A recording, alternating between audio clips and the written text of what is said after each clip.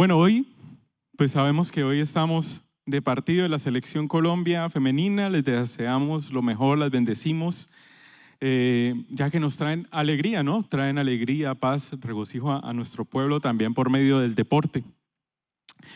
Durante esta semana, bueno, estaba pensando un poco cómo comenzar este mensaje.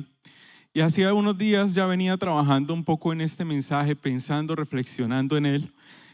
Como nos decía ayer Amaranta en el martes de visión, pues es un poco atrevido tratar de manejar este tema en tan poco tiempo, ¿no? Porque es un tema, digamos, tan subjetivo en cierta forma, que lo podemos ver desde muchos puntos de vista, lo podemos ver desde diversas formas. Pero hoy vamos a ver, digamos, una parte de ello que espero que sea de bendición para ustedes. Como les decía, cuando venía trabajando en este tema, pues también surge de haber visto una película que quería volverme a ver hace días. Esta película es la historia de un padre que está, digamos, económicamente no está bien, toma unas malas decisiones, adquiere unos equipos para vender, porque lo ve como algo genial, ¿no? O sea, adquiere estos equipos, creo que si no estoy mal era de unas radiografías de alta densidad o algo así. Y entonces, con estos equipos, pues para los médicos era algo que era demasiado costoso y simplemente era un lujo para los médicos. Entonces, ¿qué pasaba? Pues él se iba a vender sus equipos, este padre, pero no vendía absolutamente nada. ¿Saben de qué película estamos hablando? En busca de la felicidad, eso es. Entonces, es algo muy interesante, ¿no? Porque en esa búsqueda de él de ser alguien próspero, de salir de, digamos, de su estado en el que estaba, pues él empieza diariamente a hacer el mismo ejercicio, ¿no? Visitar médicos, ir, tratar de vender y volvía a la casa con su máquina. No podía vender absolutamente nada.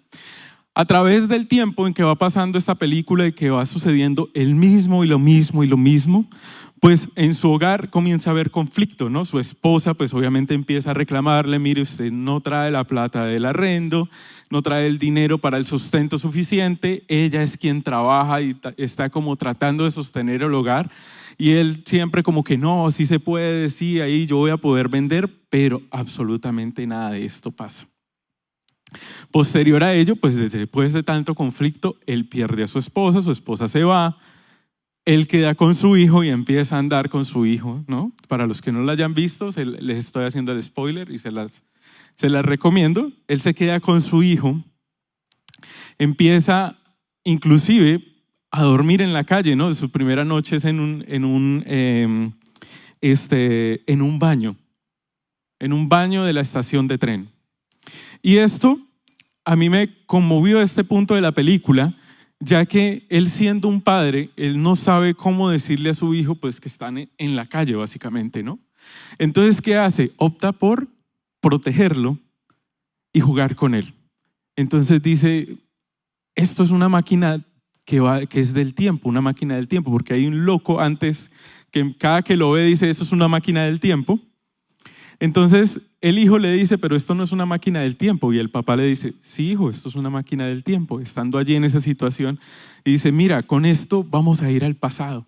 Y no es sino hundir este botón, cierra los ojos y vamos a hundir este botón y nos vamos a ir al pasado. Y él empieza a proteger a su hijo por medio de esta historia, ¿no? Y por medio de este engaño inocente. Y lo cierto es que él una vez empieza a jugar con él, después él empieza a decirle, oh mira, estamos viendo los dinosaurios. Y el hijo pues le sigue su juego, ¿no? O sea, él le dice, oh sí, están los dinosaurios. Y entonces le dice, tenemos que protegernos, buscar una cueva. Y es allí donde van al baño a dormir. Entonces se cierran en el baño, oh, encontramos esta cueva, se meten al baño y él, oh sí, aquí ya vamos a cerrar para que los dinosaurios no entren. Y finalmente el niño pasa la noche bajo techo en un baño. ¿Sí? Entonces es algo que a mí me traía como, de cierta forma, como esa protección de padre hacia un hijo y cómo lo mostraban en esta película y cómo más nuestro Padre Celestial, cómo no nos protegerá de todas estas cosas, ¿no? haciendo que no nos topemos con cosas en la vida que tal vez nos van a llevar a tristeza. Finalmente, dentro de todo esto y dentro de toda esta película, él, pues como les dije, pierde a su esposa, empieza a ver a la gente feliz. Y él decía, pero ¿cómo hacer para que por qué esta gente feliz? ¿Por qué es feliz? ¿Qué hace esta gente para ser feliz? Finalmente descubre que hay un empleo en ese momento en auge, ¿no? Que era corredor de bolsa. Y él decide hacer ello, ser corredor de bolsa. Y empieza a luchar en pos de esa meta. Empieza a luchar en pos de ese propósito. Lo cierto es que pasan muchísimas cosas, ¿no? Lo corren de todo lado, duerme en muchas partes, hasta que a la final logra ser corredor de bolsa después de 6 meses, de trabajar inclusive gratis, porque le tocaba trabajar gratis para poderlo lograr, ¿no? Hasta que sus jefes le dicen, sí, mira, te aceptamos, y él sale llorando. Es un logro y él vive esa felicidad en ese momento a través de ese logro. Así que, como sabemos, pues esta película se llama En busca de la felicidad, y el mensaje de hoy pues precisamente es ello, es la felicidad. La felicidad nosotros la podemos ver, obviamente, como les decía, es algo subjetivo, ¿no? Es algo subjetivo, pero podríamos verlo desde 2 puntos de vista. El mundo, que nos habla de la felicidad, y Dios, que nos dice acerca de la felicidad. Y una de las cosas que habla el mundo y comienza el concepto de felicidad es a través de la filosofía por medio de Aristóteles, quien comienza a definir la felicidad. Y esta felicidad, según la sabiduría o la filosofía humana desde Aristóteles, la felicidad es el fin que busca todo ser humano, es decir, el bien es el mayor deseo que guía a todas las acciones humanas. Están en pos de un bien. Seguidamente, lo que encontré un libro llamado Ética a Nicómaco. Este es un libro que escribe Aristóteles, donde utiliza el término eudomonía. Este término de eu, bien, daimon, espíritu, lo cual se puede traducir como felicidad, pero también se le atribuyen los significados de prosperidad, riqueza, buena fortuna, vivir bien y florecer. Esto es según lo que nos dice Aristóteles, ¿no? También lo que dice es que el alcance de la eudomonía, o sea, de la felicidad, está ligado a lo que él define sobre la felicidad. Dice, para él las personas le atribuyen diferentes significados que pueden ir desde acumular riquezas hasta gozar de una buena salud o validar a otras personas. En este libro, básicamente él toca 3 puntos principales acerca de ello. Dice que la felicidad se encuentra en la satisfacción de los impulsos. Y es aquí donde empezamos y donde quiero que comencemos a analizar nuestra vida, si nuestra vida está en alguno de estos puntos y la estamos viviendo según esa vida filosófica. Para Aristóteles, una de las cosas que tiene que ver con esto de la satisfacción de los impulsos es que básicamente esta es una forma de vida comparable a la de los animalitos. Así que vamos a empezar a entender esto desde el punto de vista filosófico del mundo, y quiero que de una u otra forma pues nos coloquemos a ver en si estamos en una de esas y tenemos que corregir o no. La primera, que tiene que ver con la felicidad, se encuentra dentro de los impulsos, son las compras compulsivas. Es alguien que ve una oferta, un producto atractivo, lo compra sin pensar en su presupuesto o si realmente no piensa si realmente lo necesita o no. Simplemente dice, esto es algo que está en promoción, lo tengo que comprar porque es que no se me va a presentar ninguna otra opción en ningún momento. Mas no piensa realmente con cabeza fría ni razona bien acerca de eso, de comprar compulsivamente. ¿Conocemos personas así? ¿Sí? Y este es el tipo de persona que por lo regular habla de la famosísima frase, para eso trabajo. Para eso trabajo. No importa cuánto gane esta persona. Simplemente ve algo que quiere comprar y lo compra, sin pensar si eso que está comprando realmente lo va a poder pagar o no. O si eso que invirtió en eso que compró lo va a necesitar en algún momento de ese mes, tal vez. Entonces, son personas que pueden comprar desenfrenadamente. El famosísimo o la famosísima emoción, en algún momento encontraba esto cuando salió ahorita intensamente la última película y le hacían los memes de la nueva emoción que se llamaba tarjetazo. ¿Sí? Entonces estaba ahí la emoción toda loca, el tarjetazo. Metamos el tarjetazo y sin mente, hágale. ¿Alguna vez alguien ha metido un tarjetazo? ¿Sí? Y después estamos patinando, ¿no? Después nos estamos quejando, ¿y ahora cómo voy a pagar esta vaina? 2. Cambios abruptos de trabajo. Renunciar a un empleo de manera impulsiva por frustración sin tener otro trabajo asegurado o sin haber evaluado sus opciones. Si bien es lógico, pues no tenemos que soportar presiones dentro de un trabajo, es muy importante que antes de renunciar a un trabajo uno tenga que pensar fríamente si tengo de dónde agarrarme. Sí, es a lo Tarzán, digámoslo así, ¿no? Porque si no suelta la liana y no hay de dónde agarrarse nuevamente, complicado, ¿no? Después estamos, ¿qué? Quejándonos. No puedo conseguir trabajo, no, tal cosa, no, tal otra. Personalmente, digamos que yo tiendo a pensar de esta forma, ¿no? O sea, de tratar de tener algo asegurado antes de, no voy haciendo este tipo de cosas porque sí. Esa fue una decisión que tomé, por ejemplo, hace un año. Gracias a Dios, o sea, y estando en presencia del Señor, orándole para poder que esto pudiera pasar, porque obviamente no estoy diciendo aseguro un trabajo porque sí, sino hay que orar, obviamente, para poder asegurar un nuevo trabajo. Recuerdo que Diego me decía, renuncie ya.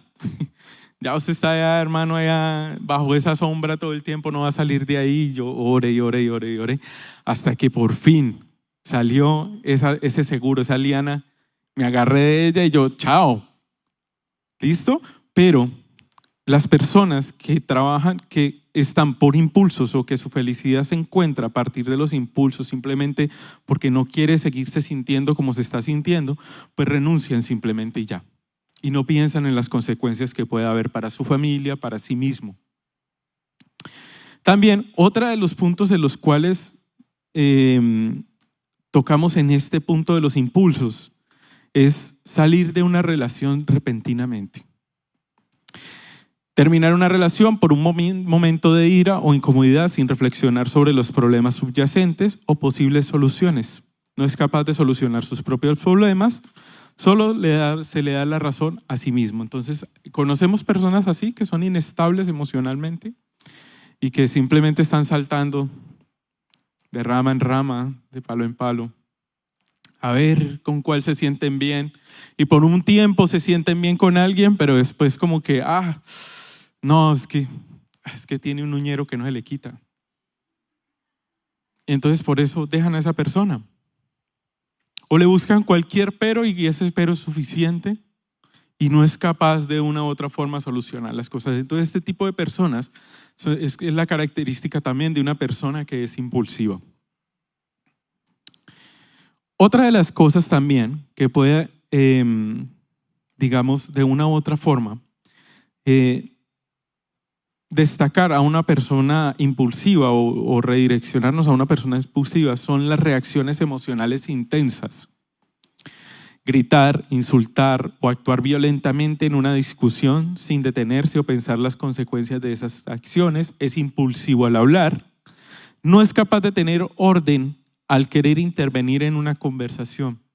Mete la cucharada en todo. ¿Conocemos personas así?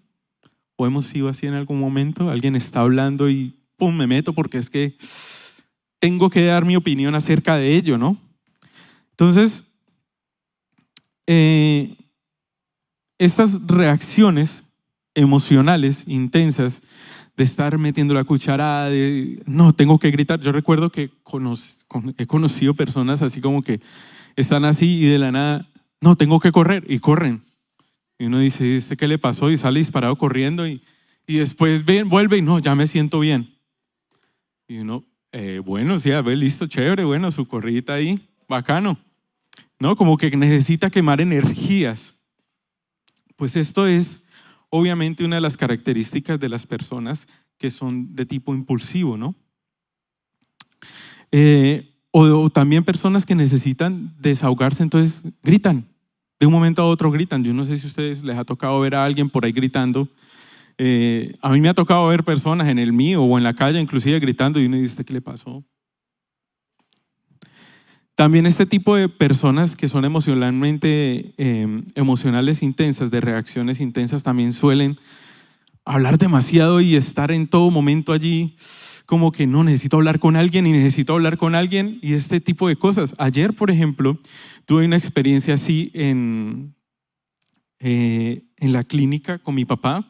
Estaba en la clínica a la madrugada porque le tenían que tomar un examen que solamente toman como a las 2 de la mañana. Y habían 5 personas y de las 5 personas había uno en específico que yo desde que llegué y desde lejos yo escuchaba a alguien hable y hable y hable y hable y hable y hable.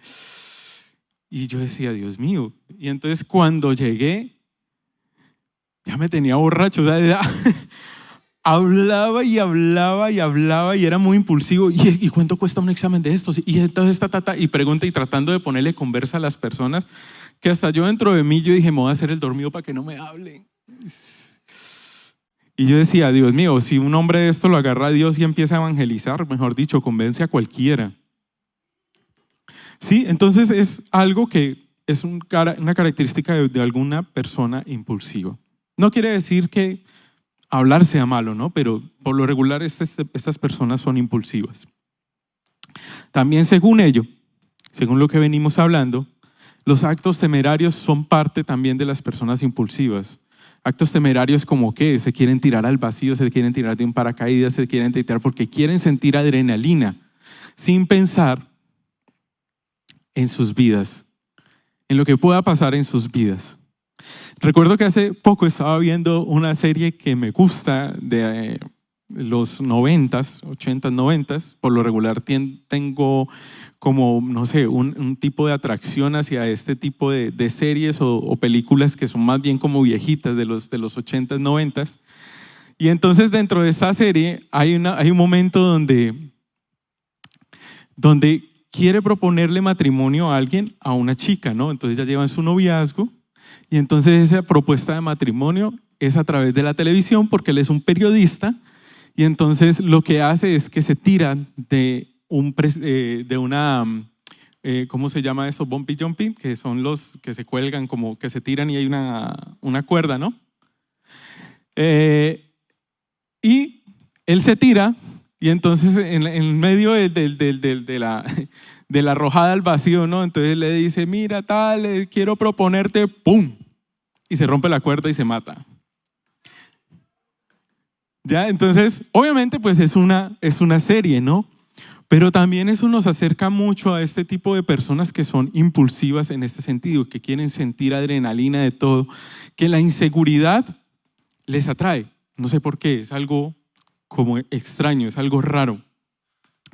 Pero este tipo de personas, digamos, no sé si conocen a alguien así o ustedes así.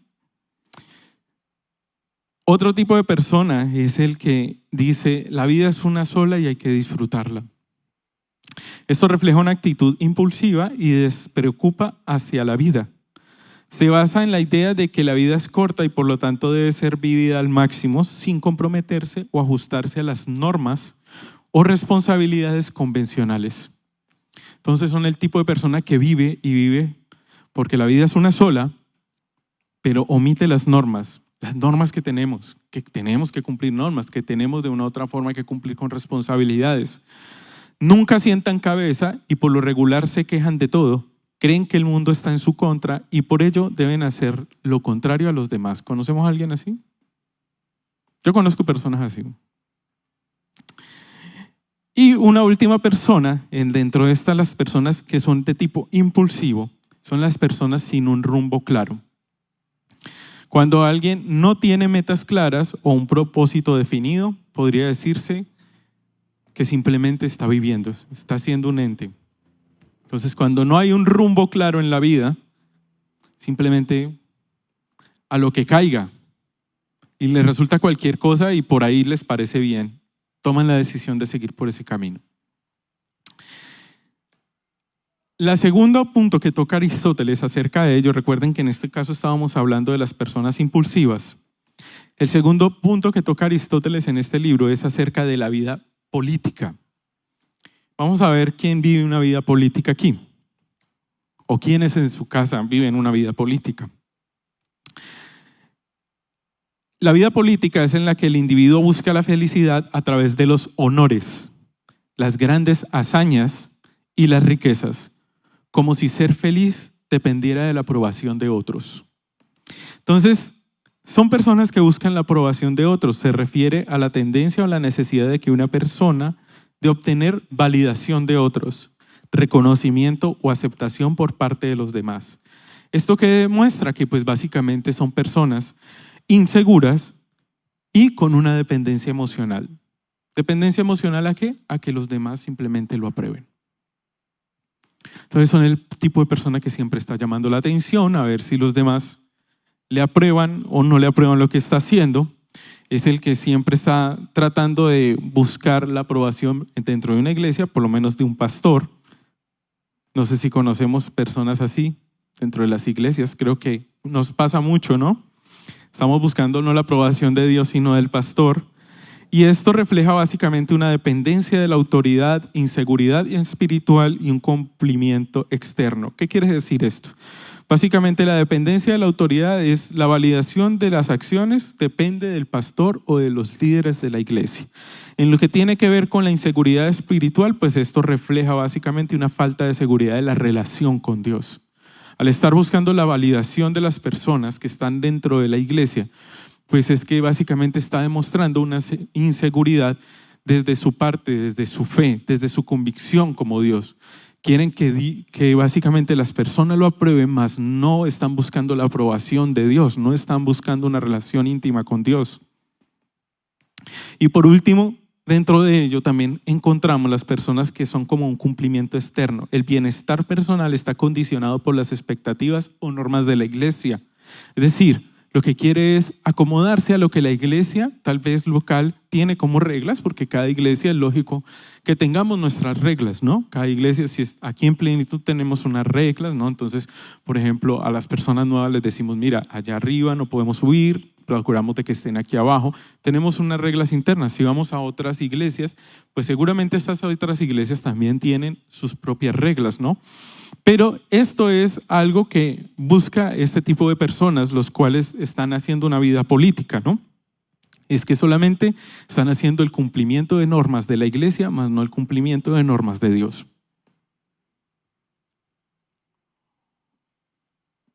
¿Vamos bien hasta ahí?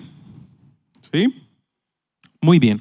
Y el tercer y último punto del cual habla Aristóteles es el siguiente. Dice, es la forma en la que el filósofo lo llama como una vida contemplativa.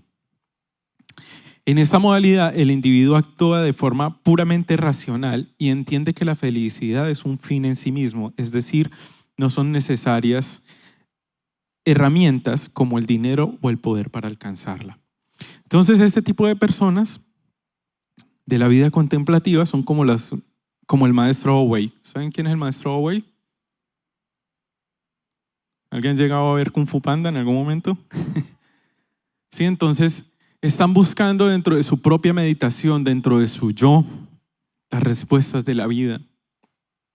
Son el tipo de personas que encontramos contemplando la vida, contemplando la naturaleza, ven un árbol y eso es su felicidad, ¿no?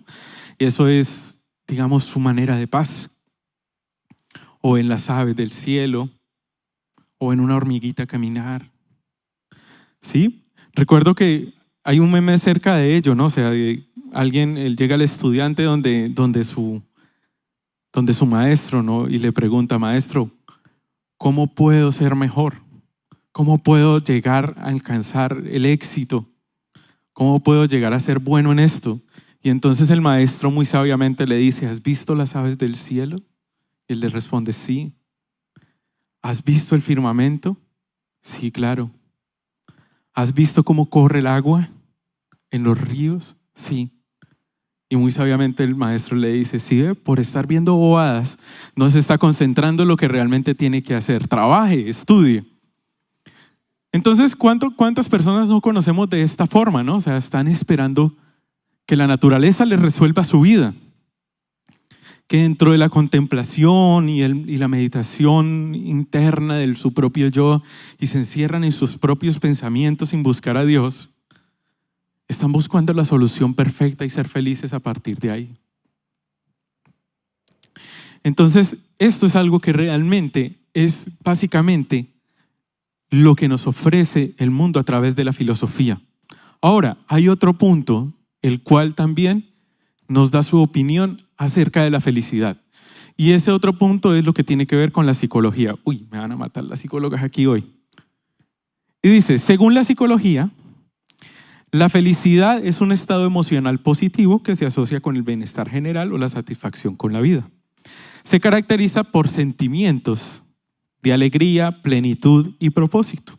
Sin embargo, es un concepto, como lo dije al inicio, subjetivo, ya que lo que hace feliz a una persona puede ser diferente para otra. Según la teoría del bienestar subjetivo, por ejemplo, dice que la felicidad hace referencia a aquello que las personas perciben acerca de sus vidas, lo que es un estado de plenitud se llama felicidad, así como también lo que experimenta cuando se sienten emociones agradables. Entonces aquí vemos una cuestión emocional. Una cuestión emocional que desde la psicología básicamente es simplemente un estado, pero ese estado puede variar por cualquier cosa.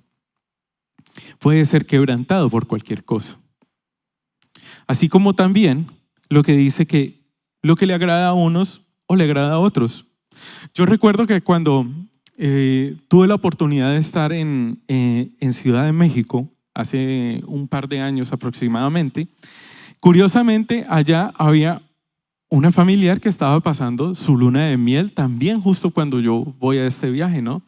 Entonces me encuentro con esta persona, con mi familiar allá, ¿no? Entonces, pues pillémonos, ¿no? Pues listo, hágale, bacano encontrarnos. Pues no nos vemos en Roldanillo, pero nos encontramos en Ciudad de México. Y entonces nos pusimos de acuerdo, fui al hotel donde estaban ellos en su luna de miel, bacanísimo, charlamos un rato, ¿no? Pues salgamos y todo eso. Y cuando se dio la oportunidad de hablar, les dije, no, pues mira, pasado mañana vamos a ir a las pirámides, unas pirámides que quedan a las afueras de Ciudad de México, que si no mal recuerdo se llaman Teotihuacán, algo así, por allá todo se llama así rarísimo. Y entonces yo estaba emocionadísimo por ir, porque yo decía, bacanísimo ir a conocer. Yo nunca en mi vida había visto una pirámide. Y yo dije, voy a ir a ver una pirámide. Solamente las había visto por documentales. Y justamente ella había ido ese día a ver las pirámides de Teotihuacán. Lo curioso es que yo estaba tan emocionado de ir y ella dice, eso no es en un tierrero allá. Eso no hay piedras y tierra y sol. Y yo decía, pero, o sea, estás aquí disfrutaba, bacano ver unas pirámides que no es en Roldanillo, ¿no? Pero para ella era sol, tierra y piedras. Era algo muy curioso, ¿no? Yo fui, para mí, yo me disfruté, para mí, sí, obviamente había tierra, piedras y sol, pero yo me lo disfruté, el paseo. Y era emocionado viendo todas estas pirámides tan majestuosas, ver la pirámide del Sol, o sea, es una cosa majestuosa, una cosa muy chévere. Pero entonces, claro, en la psicología varía todo esto, ¿no? Lo que le agrada a uno, tal vez para el otro no. Lo que le llama atención a uno, al otro no. Entonces, ya habiendo dado este contexto de lo que el mundo nos muestra, porque de una u otra forma las personas basan su felicidad en ello, ¿no? O en cuestiones pasajeras, o en cuestiones emocionales, o en pensamientos en sí mismos, o simplemente en nada. Pues me di la tarea de buscar acerca de ello, ¿no? Yo dije, bueno, ¿será que el mundo de una u otra forma se acerca o podría acercarse a lo que tal vez Dios nos quiere enseñar acerca de la felicidad? Y curiosamente encontré en el diccionario de la Real Lengua Española que dice lo siguiente: la felicidad dice lo siguiente: estado de grata satisfacción espiritual y física. Y yo dije, ay, ve, tan chévere. Ya estamos hablando de algo espiritual allí. Y curioso que la Real Lengua Española reconozca algo espiritual, algo que en este caso, por ejemplo, los filósofos o inclusive la misma psicología, desde lo que vimos, pues como que no hay una luz acerca de ello desde lo espiritual, ¿no? Así que yo dije, bueno, entonces miremos qué nos dice la Biblia acerca de ello. Lo primero, dice Gálatas 6:4. Dice, presta mucha atención a tu propio trabajo, porque entonces obtendrás la satisfacción de haber hecho bien tu labor y no tendrás que compararte con nadie, pues cada uno es responsable de su propia conducta. ¿Qué quiere decir esto? Pues que uno de los puntos de la felicidad, desde lo que la Biblia nos muestra, es que no tenemos por qué compararnos con lo que los demás hacen o con lo que los demás logran. Si nos empezamos a comparar, este cómo le va, este cómo hace esto, este cómo hace lo otro, ya estamos perdiendo el año. Nosotros tenemos como personas cristianas que concentrarnos realmente en hacer las cosas bien hechas. ¿Como para quién? Como para el Señor. Sin necesidad de estar viendo qué es lo que los demás están haciendo. Para llegar a compararnos y simplemente tal vez llegar a un punto de frustración porque tal vez no lo hice como esta persona lo hacía. Preocupémonos realmente por en Dios superarnos sin tener que estar dependiendo de lo que vemos en los demás. Que realmente seamos personas centradas en Dios, que estamos haciendo las cosas de forma excelente para Él. Vamos al siguiente versículo, 1 de Pedro 3:10, 11. Dice lo siguiente: pues las Escrituras dicen, si quieres disfrutar la vida y vivir muchos días felices, ¿qué dice? Refrena tu lengua de hablar el mal y tus labios de decir mentiras. Apártate del mal y haz el bien. Busca la paz y esfuérzate por mantenerla. Así que otro de los puntos de la felicidad, según lo que nos dice la palabra del Señor, es que debemos cuidar nuestras palabras. ¿Cuántas personas no conocemos o cuántas personas conocemos que a toda hora tienen en su lengua el negativismo? El pastor nos ha hablado mucho de eso en estos días, ¿no? ¿O a cuántas personas no vemos hablando de otros en todo momento? Es que porque es que tiene que estar haciendo las cosas así. Alguien que no tiene ni siquiera, no le está dando de comer ni siquiera a uno y están hablando mal de ese.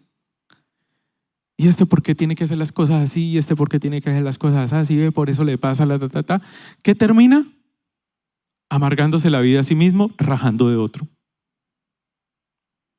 Son personas que son infelices porque no se están sino fijando en los errores de los demás y no ven que de una u otra forma se están amargando la vida ellos mismos.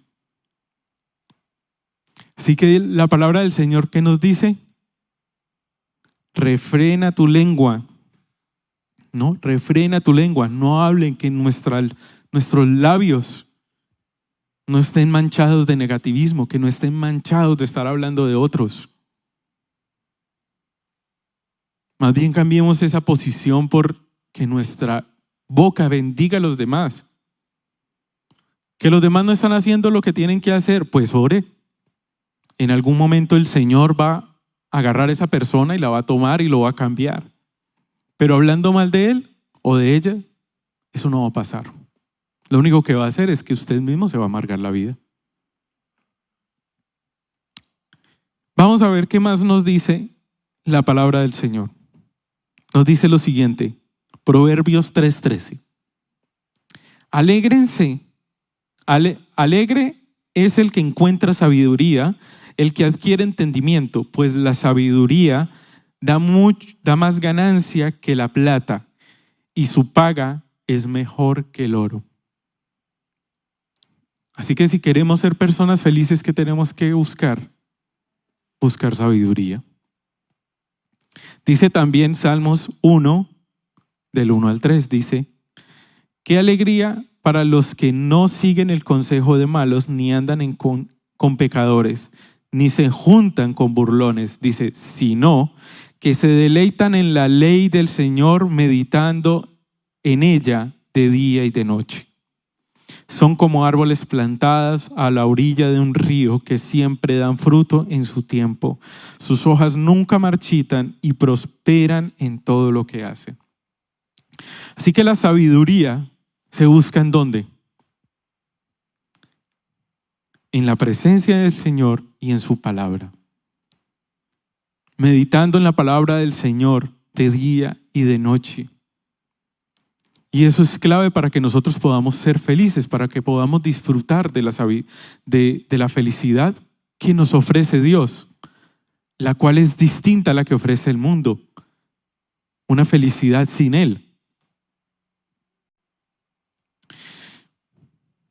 Una de las cosas que pasa,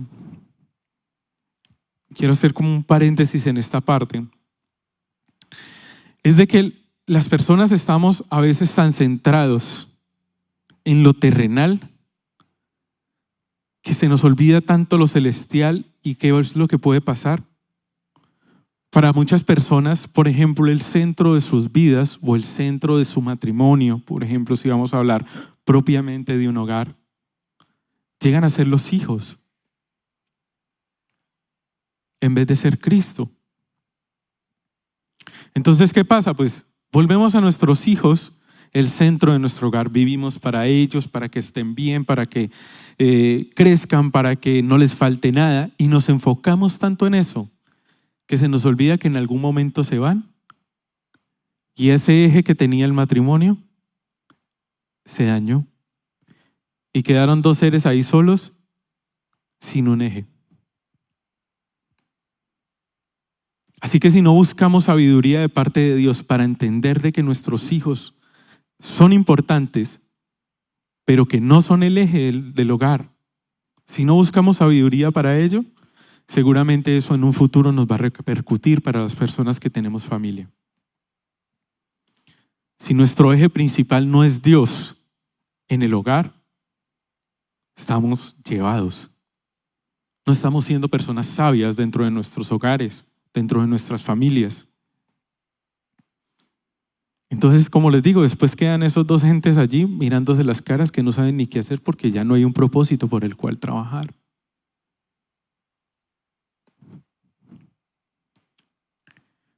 Proverbios 16:20 dice lo siguiente: los que están atentos a las instrucciones, a la instrucción, prosperarán. Los que confían en el Señor se llenarán ¿de qué? De gozo. Así que una de las cosas que necesitamos como cristianos, como personas creyentes, es tener confianza en el Señor. Si no buscamos la confianza en el Señor, también esa felicidad poco se va a ver reflejada en nuestra vida. Debemos sí o sí tener confianza en el Señor, porque la confianza genera de una u otra forma esperanza en Él mismo, que tenemos a alguien allí arriba que todo el tiempo está cuidándonos. Como lo que les dije de la película, ¿no? El papá le muestra esta historia al hijo para protegerlo de todo lo que estaba pasando. ¿Estaba en medio de un problema? Claro, pero fue tanta la protección de ese padre hacia el hijo que el hijo no vio el problema porque estaba concentrado en lo que su padre le estaba diciendo. Si nosotros no somos como ese niño, concentrados en lo que nuestro Padre Celestial nos está hablando, lo que nos está diciendo, pues todo eso que nos rodea a nosotros de negativismo, todo eso que está pasando a nuestro alrededor, si no lo hacemos, pues eso nos va a afectar. Y hasta ahí va a llegar nuestra felicidad. Pero si estamos pendientes de eso que constantemente Dios nos está diciendo, mire, es que es por aquí, y no nos estamos fijando en esa tormenta, sino que nos estamos fijando directamente en Él, confiando en Él, pues vamos a ser personas felices en medio de esas dificultades.